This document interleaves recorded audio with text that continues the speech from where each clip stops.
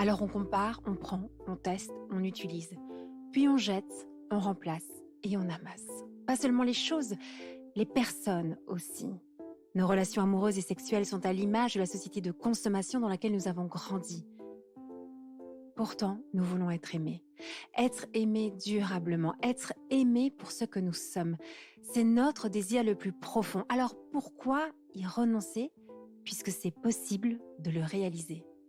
Je suis Thérèse, la cofondatrice de SEM, et vous écoutez Love Care, le podcast de l'amour durable. Elle aime sa famille, rire, elle aime Dieu, elle aime les gens, la mer, créer des trucs, danser, elle aime la spontanéité, elle aime chanter, elle aime prendre un bain sans enfant qui frappe à la porte. Bonjour Priscille. Bonjour. Oh mais ce bain sans enfant qui frappe à la porte, on peut en parler, non? Pour l'instant, c'est un stade de fantasme. J'ai jamais eu. Avant, les enfants, il y en avait, mais maintenant, il n'y en a plus. Il y a toujours un enfant qui vient frapper au bout d'un moment. Et des enfants, tu en as pas mal? J'en ai 5. 5 enfants, entre quel âge et quel âge? Le grand va avoir 11 ans et mon dernier a 1 an. Quelle bande! Ça va être incroyable à la maison, là, Ouais. avec ces 5 enfants. Et alors Priscille, moi je t'ai découverte déjà par ton compte Instagram.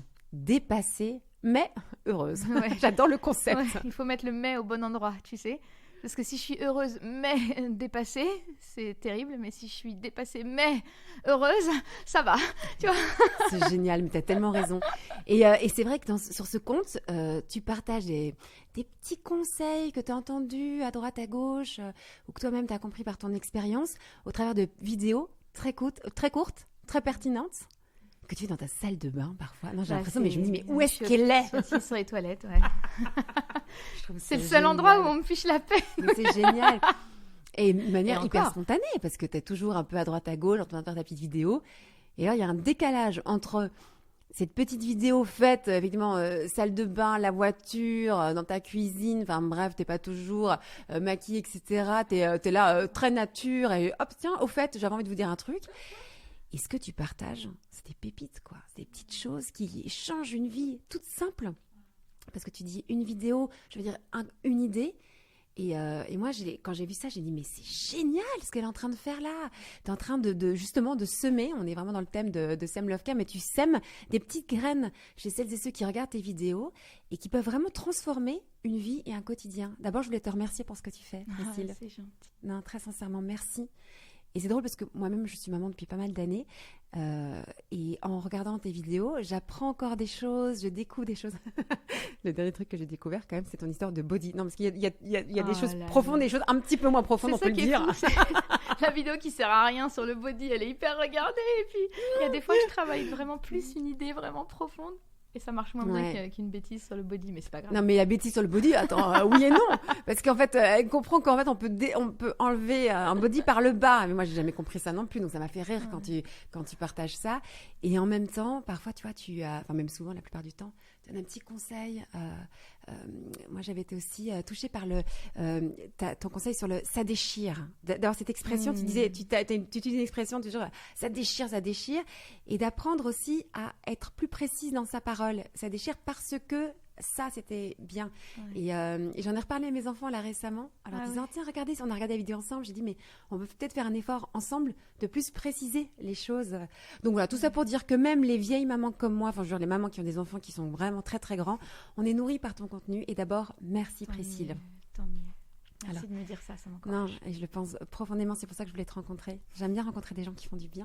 J'aime bien les remercier pour ce qu'ils font. On ne dit pas assez aux gens merci pour ce qu'ils font. Donc d'abord, merci.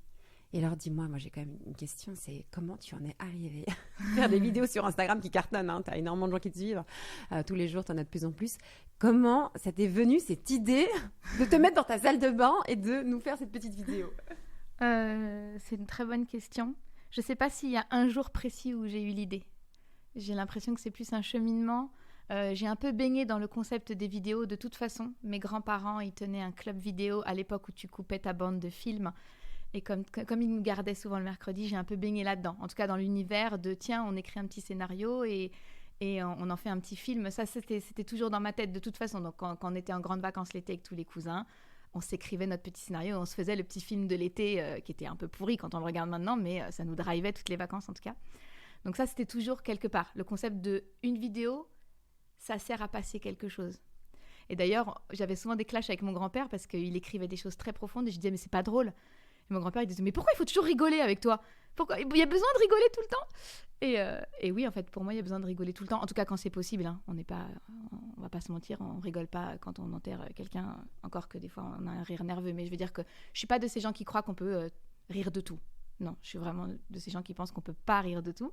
Mais pour moi, c'est très important de rigoler. Et surtout dans les journées pourries ou difficiles. Moi, je sais que dans ma vie de maman, je suis pour toujours reconnaissante aux personnes qui m'ont fait rire dans mes journées difficiles. Et j'ai même le souvenir, j'ai le souvenir d'une amie qui, le jour de l'enterrement de son père, c'était une journée très difficile, je lui ai envoyé un texto et je lui ai dit tu manques sûrement à ton mari, parce qu'elle est allée à l'étranger enterrer son père. J'ai dit tu manques sûrement à ton mari, mais très bientôt tu retrouveras celui qui est formidable à tout point de vue, comme tu m'as dit la dernière fois. Parce qu'elle m'a dit mon mari est formidable à tout point de vue.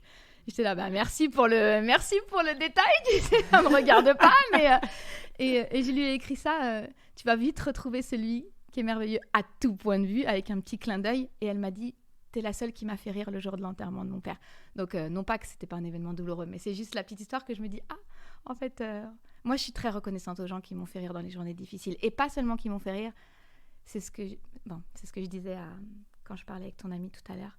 C'est que moi, dans les moments difficiles avec les enfants, je ne vais pas en parler au passé parce que j'en aurai un ce soir et j'en aurai un demain, mais dans mes moments difficiles ou quand avec Gabriel c'était compliqué, c'est mon mari, quand je voulais chercher des solutions qui allaient nous aider vraiment, quand j'ai commencé un peu à chercher, moi très simple, je te le fais très simple, moi j'ai eu 2 enfants coup sur coup, c'était notre désir, mais j'avais aucune idée de ce que ça impliquait. C'est, dans ma tête, tout marche. Ouais, ça va être génial. Ils vont faire la vaisselle pour nous. Tout va être parfait. Et on aura tout le temps envie de faire l'amour, même avec 2 enfants en bas âge. Donc ça, c'est faux. En tout cas, chez nous, c'était faux. Et moi, j'ai googlé un jour. Comment on fait quand on aime son mari, mais qu'on n'a plus envie de faire l'amour ? J'ai googlé ça. Et je suis tombée sur des trucs dramatiques. Je me souviens, c'était dans notre ancien appart. J'étais dans le lit. Et je suis tombée sur des trucs. J'ai dit, mais c'est pas possible. Si on me propose ce genre de solution... mon mariage tiendra pas. Je vois pas comment il tiendra. En tout cas, c'est pas des solutions qui m'attirent et c'est pas des solutions qui me semblent viables. Parce que si un truc marche sur le moment, ça veut pas dire qu'il est bon à terme. C'est ça le problème. C'est que, pourquoi pas sur le moment, les trucs que je lisais, attendez-le avec je ne sais quel objet ou je ne sais quelle tenue. Ok, peut-être ça va être génial là, mais qu'est-ce que ça fait sur le long terme ? Et moi, j'ai envie d'un mariage qui tient sur le long terme. J'espère qu'on a tous envie au moment où on dit let's go for it, on y va. J'espère qu'on a envie que ça tienne. Et des fois, ça tient pas. Je suis pas aveugle aux difficultés de la vie. Mais qu'est-ce que moi, je peux faire pour que ça tienne ? Tu parlais de semer tout à l'heure. Et cette semaine même, je faisais la dictée de mots à ma fille qui est en CE1. Et il y avait le mot semer. Et elle m'a dit, c'est quoi semer ? Et j'ai dit, c'est quand on met un arbre dans le jardin. Papa, l'autre jour, il a mis des arbres. Elle me fait, non, ça c'est planter. Et j'adore me faire reprendre par qui que ce soit en réalité, parce que quelqu'un qui te reprend, c'est quelqu'un qui te fait grandir. Donc, si tu le prends bien, après, si ça te vexe, c'est tout, bien sûr. Mais si tu arrives à bien le prendre, c'est quelque chose qui te fait grandir. Et du coup, je dis, mais t'as raison, c'est planté. Mais pour que ce soit planté, les arbres qu'on est allé acheter pour les planter, il fallait bien qu'à un moment, il y ait quelqu'un qui sème quelque chose. Et en discutant avec ma fille, elle me disait, ah oui, parce qu'en fait, si on sème pas, il n'y a rien qui pousse. Et je dis, mais c'est pas possible. Cette petite de 7 ans, elle est en train de me faire ouvrir les yeux. Il n'y a rien qui va pousser si tu sèmes pas. Si, peut-être des mauvaises herbes. Ça pousse tout seul, il n'y a pas de problème. Mais les belles choses, elles poussent si tu les sèmes, si tu les arroses, si tu les exposes à la lumière. Là, oui. Et en parlant avec elle, j'ai un peu réalisé, mais finalement, est-ce que c'est pas ça un peu qu'on cherche à faire dans nos familles ? Je dis pas que tout va être parfait, mais est-ce qu'on sème les bonnes choses ? Est-ce que je sème les bonnes graines ? Parce que si je sème pas les bonnes graines, t'inquiète pas que les mauvaises herbes, elles vont arriver toutes seules. Il n'y a pas besoin de les chercher. Le monde est suffisamment... comment il est le monde ? Parce qu'il est beau en même temps, mais il est suffisamment aussi abîmé pour que les mauvaises choses viennent toutes seules, sans qu'on les cherche. Et tu entends bien que dans le mot semer, on le dit là, à l'oreille, on entend aussi s'aimer. Si on ne même pas s'aime fait pas, gaffe. rien ne pousse. Tu as dit, Ah ouais. si on ne s'aime pas, rien ne pousse. Tu j'ai ferais même une pas dictée fait avec un de mes attention. enfants qui n'est pas toujours très très doué en dictée. Il écrit, si on ne s'aime pas, du verbe aimer, rien ne pousse. Waouh. Donc, on peut entendre deux Ok. choses. Et c'est pour ça qu'on a aussi choisi ce mot, s'aime, Waouh. pour notre entreprise. Parce que justement, ça évoque ces deux dimensions et qui sont nécessaires à la vie. Si on ne s'aime pas, rien ne pousse. C'est un peu ça. Et Priscille, je me posais une question quand même, d'abord en regardant tes vidéos, ce que tu produis sur Instagram, mais aussi en te rencontrant. J'ai une question toute simple qui me vient en moi, c'est, elle vient d'où ta joie? Tu es une fille très joyeuse et je trouve ça beau chez toi. J'estime que dans ma vie, moi, c'est difficile de cultiver toujours la joie. Je peux être un peu trop intense ou profonde, ou voir les choses un peu plus, je sais pas, avec plus de dureté. Je sais pas comment expliquer. Mais du coup, ta joie, elle me parle, je la trouve belle, mais elle vient d'où, Priscille? Est-ce que j'ai la réponse à cette question? Déjà, j'ai pas l'impression que la joie m'empêche d'être triste.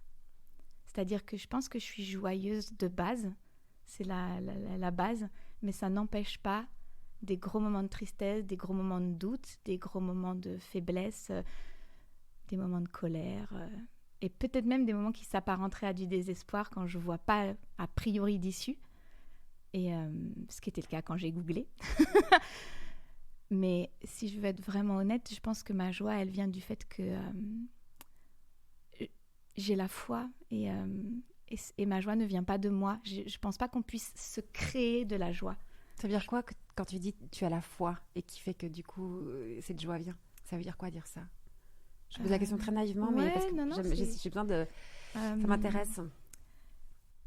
J'ai cherché Dieu avec honnêteté. Pas le Dieu qu'on m'a présenté à l'église, pas le Dieu qu'on m'a présenté à l'école, que ce soit à l'école publique quand on voit toutes les religions ou à l'école catholique. Moi, je suis allée au collège, non pas parce que mes parents étaient catholiques, mais parce que c'était un meilleur niveau que le collège de la ville.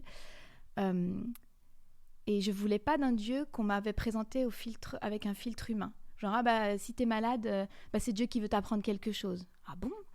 Ça me paraît étonnant. Enfin... Est-ce qu'un papa donnerait une maladie à son enfant pour lui apprendre quelque chose? Ça m'étonne, tu vois. Ou, Dieu, il choisit, il y a des pays où il y a la guerre, je veux dire qu'on faisait porter à Dieu des choses qui me convenaient pas. J'imaginais pas un papa. Moi, j'ai eu un papa aimant, pas suffisamment présent à mon goût, mais... C'est le lot de beaucoup de pères qui travaillent beaucoup, c'est-à-dire qu'ils aiment leur famille aussi en étant au travail et en pourvoyant. Mais j'ai eu un papa aimant, donc dans ma tête, un papa qui aime ne peut pas se réjouir d'une guerre, ne peut pas se réjouir d'une maladie, ne peut pas... Donc j'ai voulu chercher en toute honnêteté, Dieu, si tu existes, moi je veux bien, hein. Je veux bien. Il y a forcément un créateur, moi je crois pas... il y a trop de facteurs pour la terre et la vie humaine pour que ce soit un hasard. En tout cas, dans ma pensée, je l'impose à personne. J'ai pas les réponses aux guerres, j'ai pas les réponses aux maladies. J'ai des éléments de réponse quand je discute avec des gens qui s'y connaissent un peu plus que moi, comme le fait, par exemple, que l'être humain est libre. Puisqu'il est libre aussi de faire n'importe quoi. Mais si on n'était pas libre, alors on est des robots. Et il n'a pas créé des robots, il a créé des gens libres. Et malheureusement, dans notre liberté, on peut faire n'importe quoi. Et il y a des conséquences au n'importe quoi.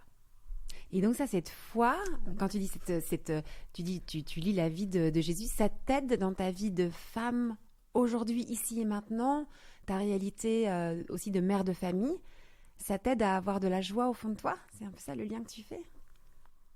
En tout cas, je trouve que c'est joyeux d'avoir du sens à sa vie, de se dire, en fait, moi je suis pas le fruit du hasard. Moi je comprends qu'on soit malheureux si on pense qu'on est le fruit du hasard. Mais si on est le résultat d'une volonté d'un créateur aimant et bon, qui a des bonnes choses pour nous, à partir du moment où on fait les bons choix, hein. Encore une fois, on est libre de choisir n'importe quoi ou de choisir des bonnes choses. Alors, mais je manque de rien. Il sera là pour moi et dans les moments difficiles, il sera là pour moi. Et dans les moments joyeux, il sera là pour moi. Enfin... Mais tu dis qu'on est libre. Moi, je pense aussi profondément à la liberté de l'être humain, mais cette liberté, elle se construit au travers aussi de nos rencontres, de nos expériences de vie, de notre passé.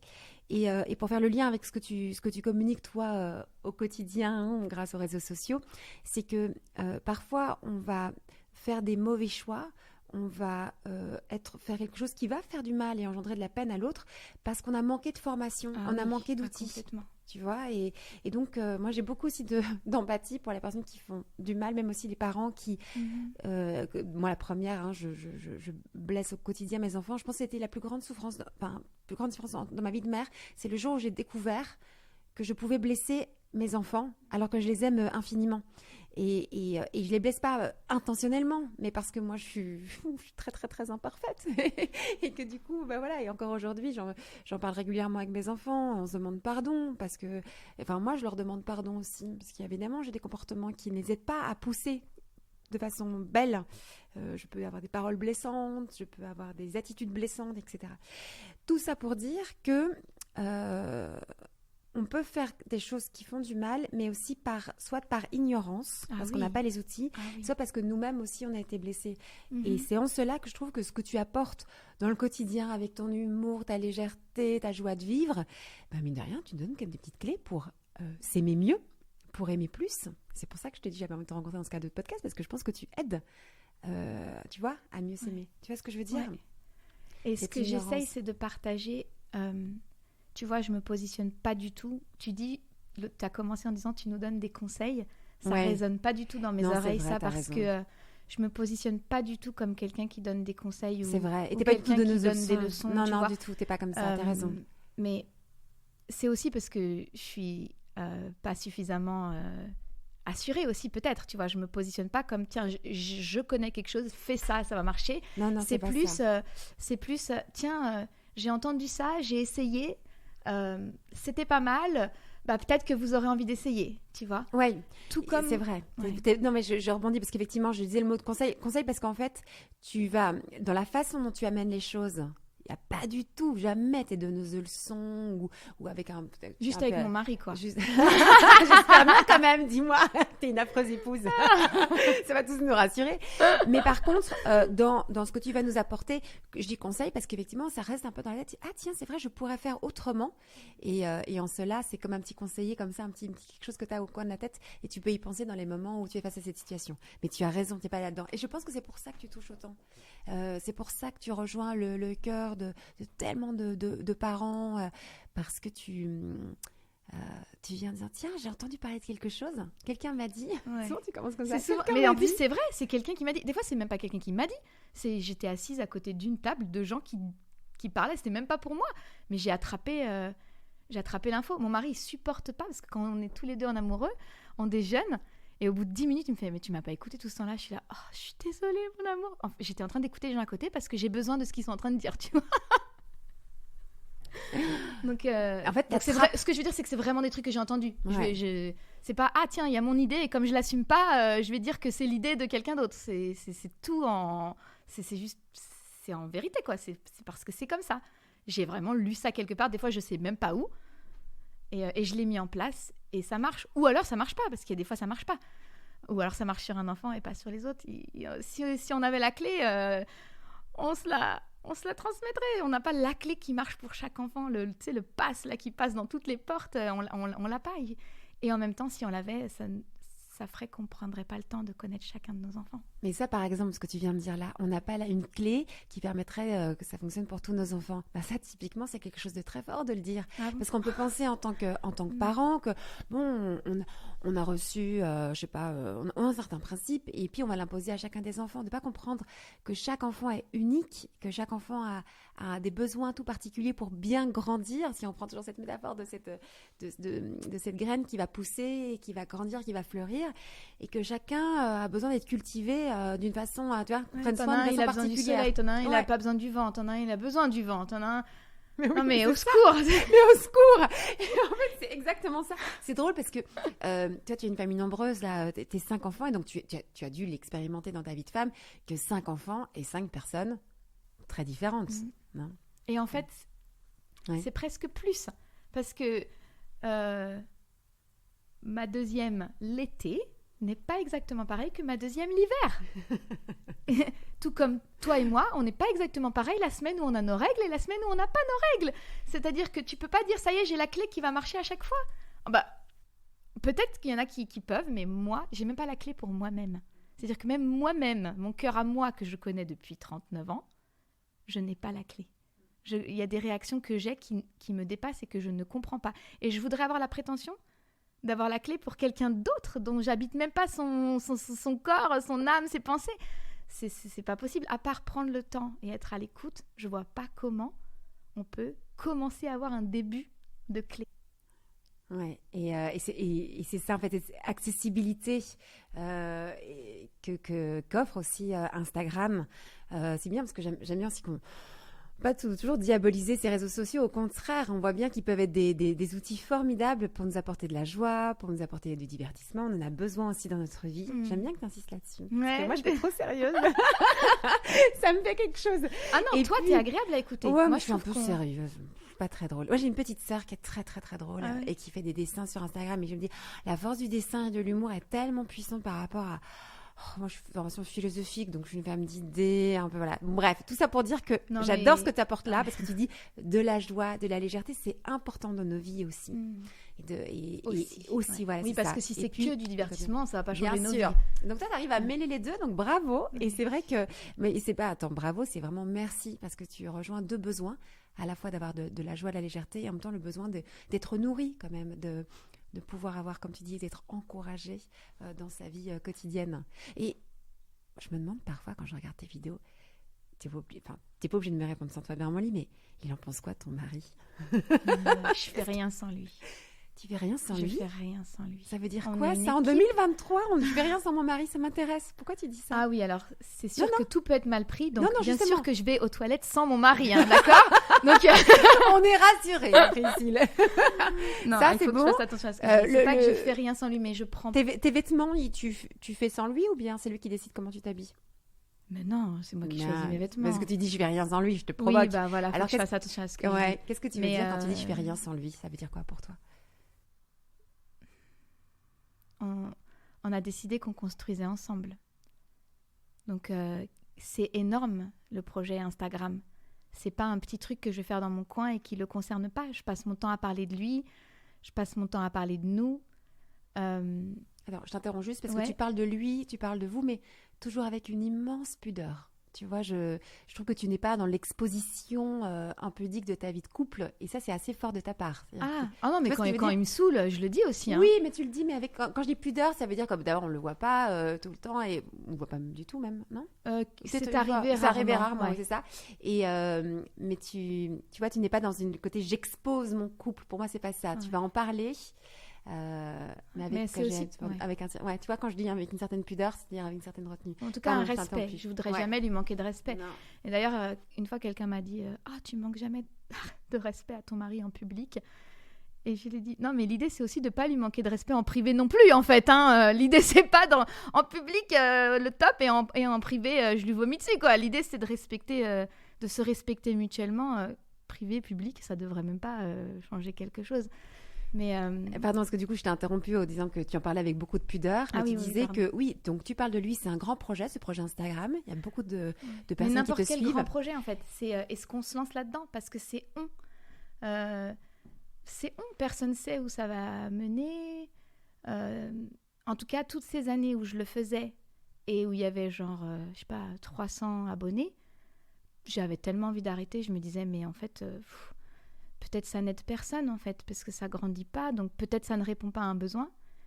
Et Gabriel, il disait, mais on s'en fiche, en fait, s'il y a qu'une personne qui est aidée, est-ce que ça vaut pas le coup?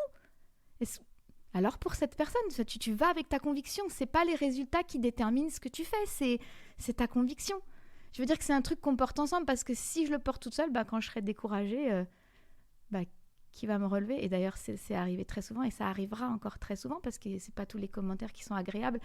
Moi, j'ai couru vers lui quand je lui ai dit « Ah, mon amour, il y a tellement de gens qui m'ont écrit que j'étais moche et que je faisais vieille et tout. » Et heureusement qu'il est là. Il y a des gens qui t'écrivent ça?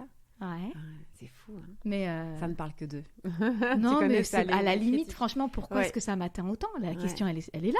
Ouais. Pourquoi ça m'atteint autant? Qu'est-ce que ça peut me faire des gens que je ne connais pas? Mais il n'empêche que ça nous atteint. Parce qu'on a On a besoin d'être plus assuré dans qui on est, chacun d'entre nous. Donc ça permet aussi... C'est une bonne question à se poser. Pourquoi ça m'atteint ? Et moi, j'ai mon mari qui me pose ce genre de questions. Donc, Il est pas mal, cet homme. bah, il est super, mais après, il a aussi ses côtés un peu plus fragiles, mais tout le monde. Attends, mais je Tout le voudrais monde. revenir sur... Tu dis, je ne fais rien sans lui. Mais c'était une expression pour dire... Non, mais parce que c'est une expression pour dire... Mais c'est trop beau, en fait, de dire... On a décidé, en se mariant, de vivre ensemble.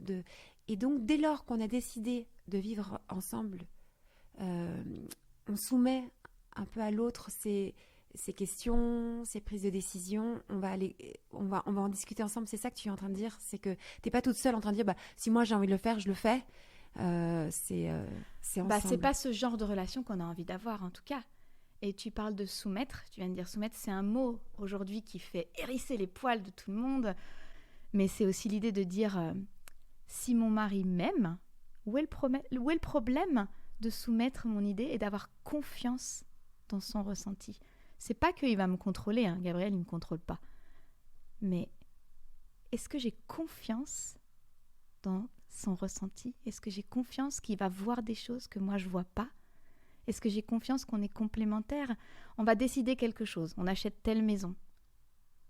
Est-ce que j'ai confiance dans son regard à lui ? Est-ce que lui, il a confiance dans mon regard à moi ? Parce que moi, je vois des choses que Gabriel voit pas. Et si on s'appuie que sur un des deux, en fait, je sais pas ce que ça donne. Je veux pas essayer.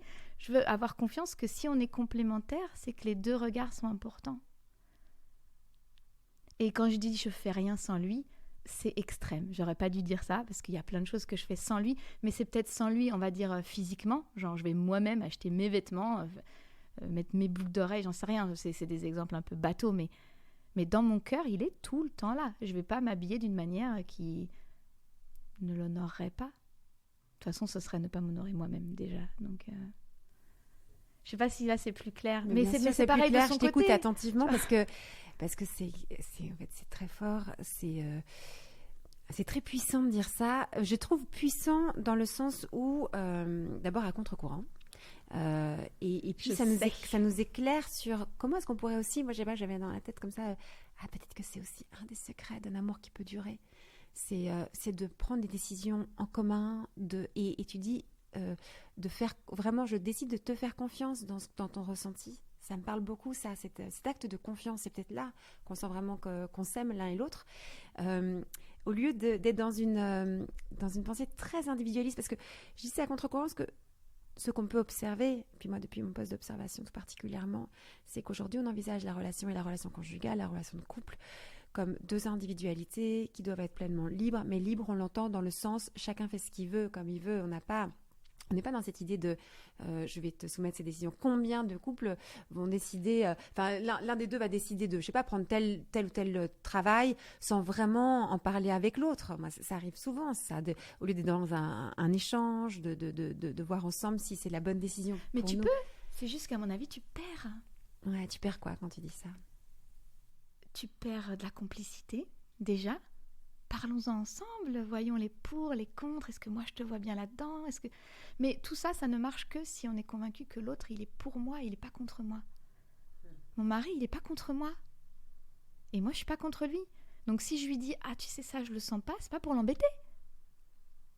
Donc ça ne marche que si la base, c'est la confiance. Si la base, c'est chacun fait sa vie et de toute façon, dès que je vais faire n'importe quoi, tu vas partir, ça ne marche pas, en fait. Sous ce concept de on fait tout ensemble.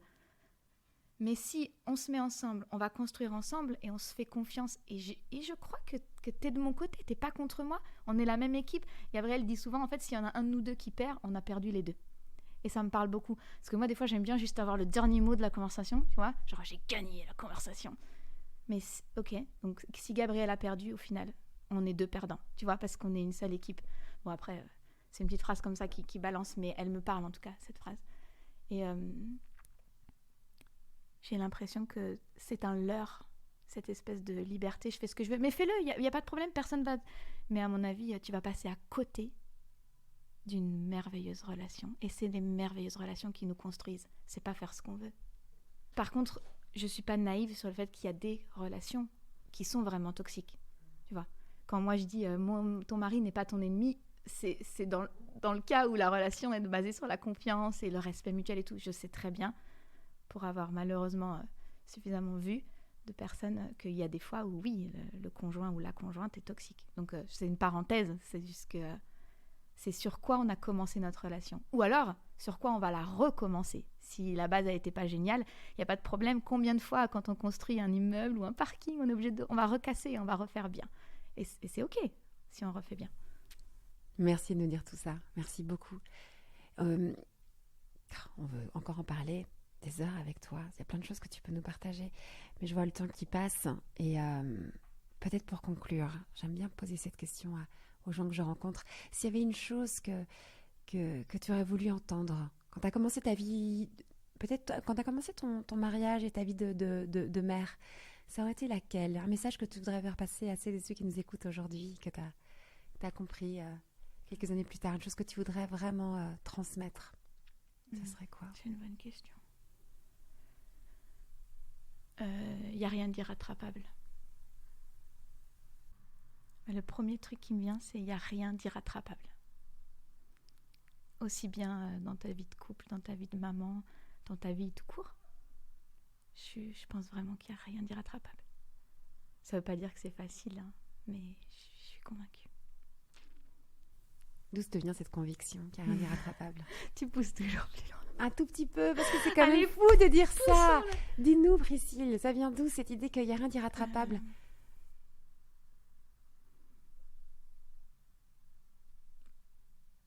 C'est une bonne question. J'en sais rien. Je me suis jamais posé la question. Déjà, j'ai vu des gens que tu te serais dit non mais là c'est foutu. Encore là, ma copine elle me disait quelqu'un qu'elle avait connu il y a des années dont la vie était dans un sale état et elle l'a revu par hasard.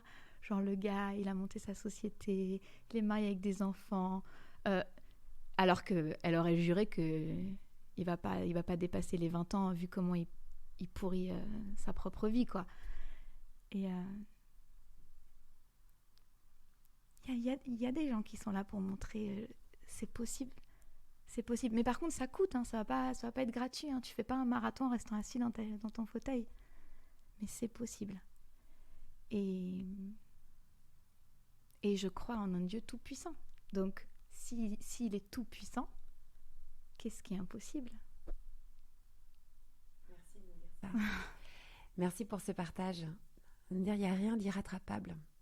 Moi, je vais le faire descendre en moi aussi. Je vois dans ma vie les lieux où je me dis, oh là, ça c'est foutu pour foutu. Et en fait, c'est beau de dire, non, il n'y a rien d'irrattrapable. Que ce soit avec son conjoint, avec ses amis, mais aussi avec ses enfants. Parce qu'on peut avoir fait des grosses erreurs quand nos enfants étaient peut-être plus jeunes et puis se dire, bon, aujourd'hui, on peut... Mais on a fait, tout le monde. Ouais, j'essaie un peu de minimiser montre-moi celle qui n'a pas fait d'erreur. Mais c'est pas irrattrapable, de se poser avec la personne et puis de pouvoir aussi réparer. Mais en fait, pour ça, il faut aussi être vrai. Parce que si t'ignores le truc ou si tu cours dans ta vie... Moi, je vois des copines, elles ont des carrières formidables. Je les envie presque, tu vois. Parce que, bon, moi, j'ai un peu... Voilà, je suis infirmière. Il n'y a pas une évolution de malade, tu vois. Et il y a un petit côté de moi qui les envie et tout. Et à côté de ça, quand je les vois courir, je me dis, ah mince, mais à quel moment, en fait, comment tu vas faire pour tes enfants quand tu t'es rendu compte, par exemple, d'un truc? Comment tu fais pour te poser et dire, pardon pour ça? De toute façon, on peut aussi être à la maison tout le temps et ne pas prendre le temps de le faire. C'est juste que dans ma vie à moi, il y a des filles que j'envie tellement elles accomplissent des choses. Et en même temps, je me dis, mais si moi j'accomplissais autant, peut-être j'aurais pas le temps de me poser et de me dire, ah mais il y a ce truc-là qui m'a fait mal, je vais prendre le temps d'aller chercher, ou je vais prendre le temps de retourner vers telle personne parce que là, j'ai vraiment pas été correcte. Et ça marche avec nos enfants. Nos enfants, ils ont une capacité à pardonner qui est extraordinaire. Je ne sais pas d'où ils la sortent, mais je dis vraiment, je te demande pardon, j'aurais pas dû crier. Moi, je me souviens où j'ai dit à mon fils, mais c'est moi l'adulte. Toi, t'es un enfant. C'est à moi de me maîtriser. Tu vois ? Le problème, c'est pas toi. Et même si tu fais un caprice de malade, c'est jamais toi le problème. Parce que c'est moi l'adulte. C'est à moi de mettre les limites, c'est à moi de te sécuriser, c'est à moi de te dire ce qui est faisable ou pas faisable. Et très souvent, parce qu'on ne sait pas faire autrement, parce qu'on n'a pas les outils, c'est juste un enfant relou. C'est très vrai ce que tu dis sur la capacité des enfants à pardonner. C'est beau, en fait, de le redire et donc de ne pas avoir peur, en tant que parent, de demander pardon. Mais non seulement ne pas avoir peur, mais le faire avec joie. Ouais. Mais c'est le premier pas pour construire un pont vers l'autre. Mais moi, je veux toujours être celle qui met la première pierre. Le nombre de fois où je me dis, non, mais là, quand même, là, c'est vraiment mon mari qui a abusé. C'est vraiment pas à moi de demander pardon. Soyons, on va pas se mentir. Mais sois la reine dans cette histoire. Sois celle qui met la première pierre du pont. Qu'est-ce qu'on s'en fout ? Ce qui compte, c'est qu'il y a un pont. Qu'est-ce que je vais gagner à attendre que ce soit lui ? Mets la première pierre. Mets la première pierre avec tes enfants. Mets la première pierre avec ton boss, avec tes collègues, avec n'importe qui. Qu'est-ce qu'on s'en fout de c'était la faute de... De toute façon, il y a toujours deux versions dans une embrouille. Toujours. Écoute tes enfants. Quand ils viennent te raconter une embrouille, t'as deux versions complètement différentes. Sois celle qui met la première pierre du pont. C'est la voie royale. Merci Priscille, vraiment merci. Je suis tellement heureuse de parler avec toi. Merci pour tout ce que tu nous as partagé et merci pour ce que tu fais, encore une fois. Vous pouvez évidemment suivre tout le travail de Priscille sur Dépassée mais heureuse et continue cette belle mission que tu as d'aller apporter, de semer une bonne nouvelle autour de toi et sur ce réseau social, Instagram, qui est quand même très, très, très vu. Et donc, tu peux rejoindre aussi des personnes qui n'auraient peut-être jamais entendu parler de tout ça. Donc, merci beaucoup. Et puis, aussi, merci pour cet échange très touchant. Moi, qui me touche beaucoup, en tout cas, dans ma vie personnelle de femme. Et donc, j'espère aussi qu'il vous aura rejoint là où vous en êtes aujourd'hui. À bientôt, j'espère. Ouais. Au revoir. Merci. Si vous désirez l'amour durable, retrouvez toutes les propositions de SEM sur notre site internet sem.co et sur nos réseaux sociaux Instagram et Facebook. Si vous êtes un professionnel du Love Care, rejoignez la communauté SEM. Et pour semer avec nous cette vision de l'amour, mettez un avis ou 5 étoiles sur votre plateforme d'écoute pour soutenir ce podcast. Venez signer notre manifesto et surtout, parlez de SEM autour de vous. Parlez-en à vos amis, à vos familles, à vos collègues qui ont tant besoin d'être outillés et accompagnés pour vivre leur désir le plus profond, aimer et être aimé durablement.